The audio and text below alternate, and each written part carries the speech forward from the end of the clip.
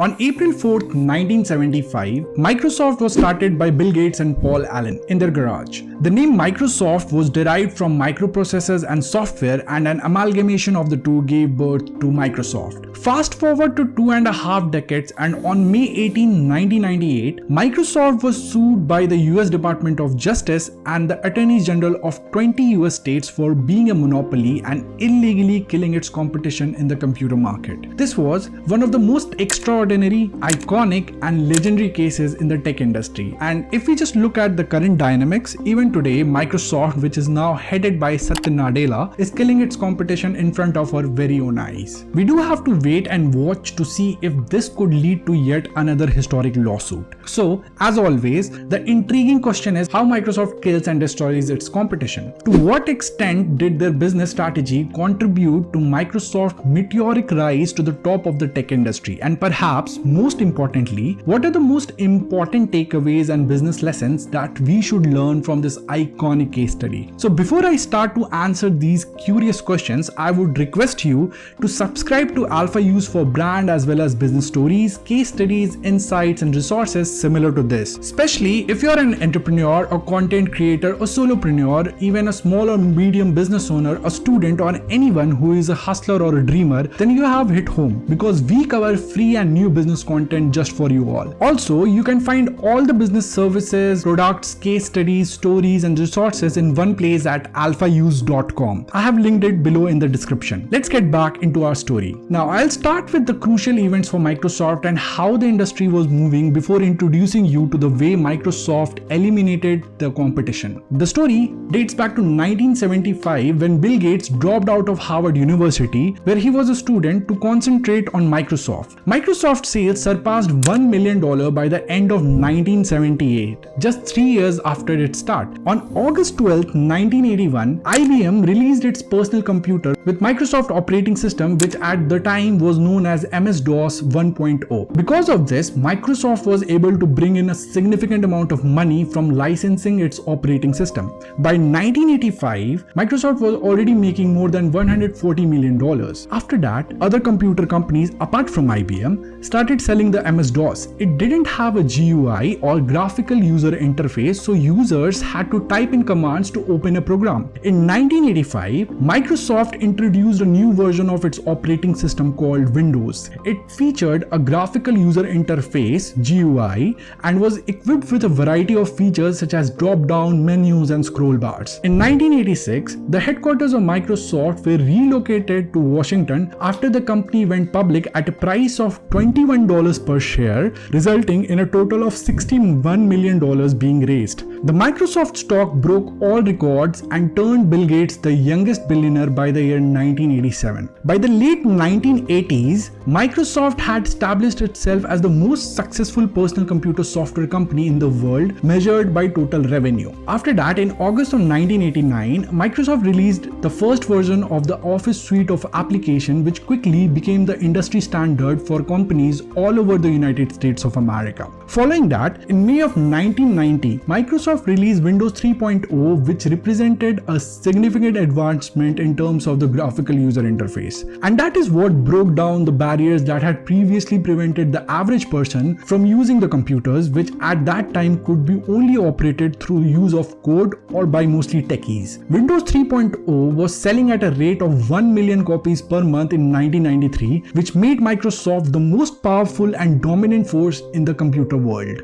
Additionally, Microsoft Windows was used by nearly 90% of all computers worldwide. The introduction of the internet also marked the beginning of a new phase in the development of the computer industry. As a consequence of this, the market for internet browsers began to flourish in the early 1990s. The first half of the 1990s saw the beginning of the computer revolution, which was just starting to gain steam. At this time, multinational corporations had finally come to terms with the fact that the computer was was an important business tool. In addition to that, they had already begun stocking the offices with hundreds of computers, all of which were being utilized by their staff. And the productivity of these businesses had already significantly increased as a direct result of the implementation of these computers. Therefore, it is very safe to say that computers had already established themselves as an indispensable component of the economy of the American companies. The market for internet browsers was on the rise, and one of the most innovative, groundbreaking and revolutionary browsers back at that time was a browser launched in 1994 called Netscape Navigator. When it came to features, Netscape was light years ahead of the competition. For example, they pioneered document streaming, a technology that lets users view files while they were still downloading files. And Netscape Navigator was so groundbreaking that they were able to capture up to a staggering 80% of the browser market with a nominal monthly subscription fee of $49. Now, the thing that needs to be taken into consideration over here is the fact that just like in today's world, your computer is essentially useless if it does not have access to the internet. People started using computers primarily for the purpose of accessing the internet through web browsers during the era of the 1990s, and the operating system served no other purpose than to act as a channel through which users could access their web browsers and eventually the internet. Therefore, from a purely practical standpoint, browsers were rapidly becoming more important than the operating system itself. In addition, on December 5th, 1995, Netscape, riding the wave of its unprecedented success, became public. The market capitalization of the company reached an astonishing $2.2 billion in less than a day's time. And just when Netscape thought they would become another famous internet company, something happened that year that initiated Netscape's downfall. In the next 6 years, the same billion-dollar company became obsolete. The curious question is, how come a billion-dollar company which was doing revolutionary things became obsolete in close to half a decade? The answer to this question can be found in a phrase that accurately summarizes Microsoft's strategy for eliminating its competitors. This phrase originates from the Department of Justice itself. The Department of Justice asserted that Microsoft eradicated its rivals by following a three-step process that included embrace, extend, and exterminate. In 1994, Microsoft came to the realization that they had missed the boat on the internet boom and that browsers were becoming more important than their operating systems. Therefore, in an effort to mitigate the damage, they subtly released their web browser known as Internet Explorer with their updated operating system Windows 95. In fact, the web browser Internet Explorer was made the default browser for every PC that was sold. This was the era when new businesses as well as individuals were purchasing PCs for use at work and at home. The Windows 95 operating system came with an innovative start menu, and Microsoft invested in the marketing for its operating system Windows 95 with TV commercials featuring Rolling Stones singing "Start Me Up."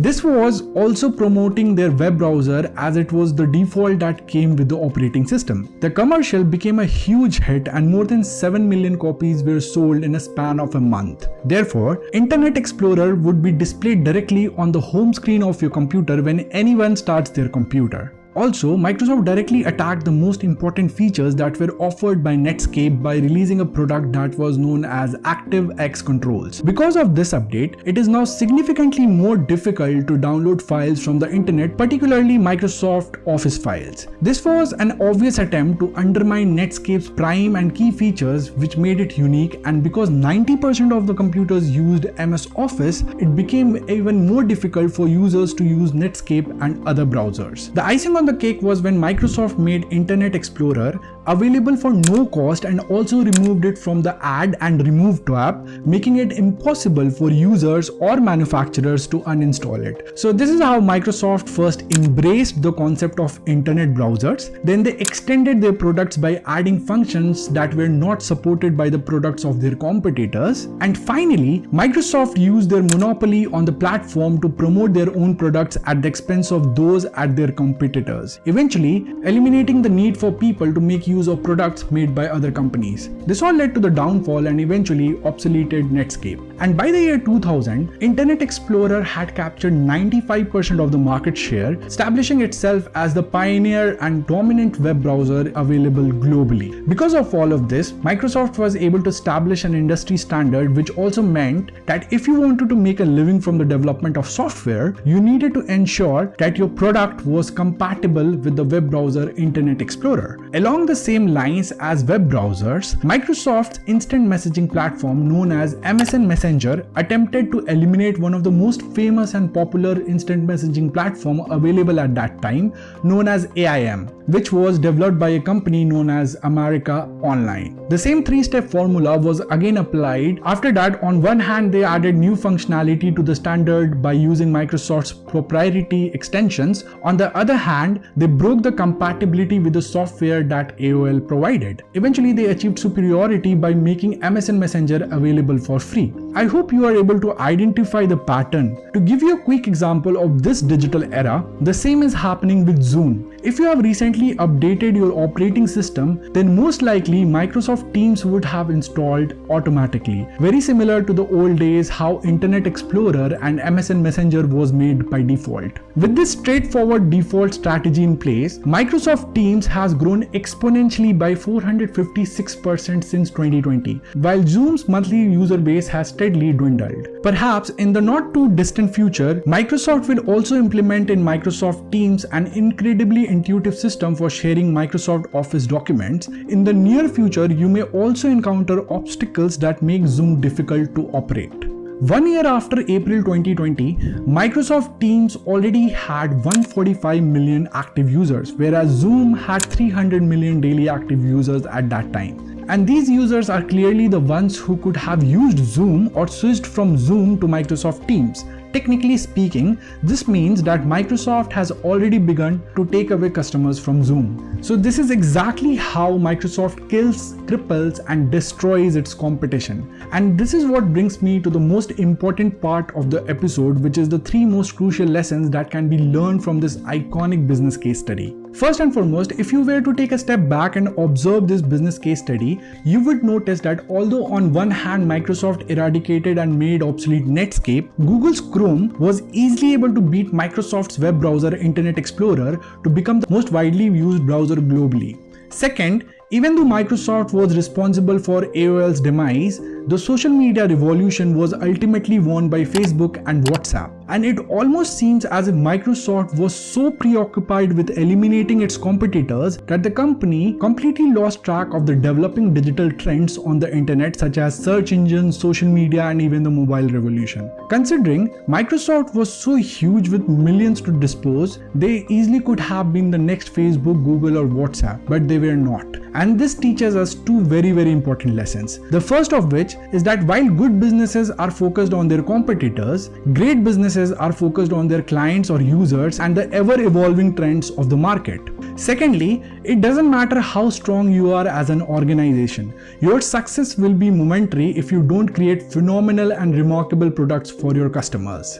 And finally, while Microsoft has always wanted to be the richest kid on the block and has tried to keep all the wealth for itself, Apple and Google have built a platform for developers that empowers them and builds wealth for a large number of people. So, empowering enough people will eventually make you successful. In this way, Apple and Google ended up making way more money than Microsoft. Aside from that, I think the tech industry is the most fascinating industry ever because Google, Facebook, and Apple have all been dragged to court for monopolization. I'm going to cover each one of them on our channel. In fact, I have already covered Facebook. Check out this episode I have linked above and in the description below. Also, please boop the like button for the YouTube algorithm gods to be happy. And if you are interested in more content like this, be sure to subscribe to Alphause. Please also visit the site and sign up for our newsletter while you are there. That's all from my end. This is Anuj from Alphause. I'll see you on the next episode. Until then, peace out.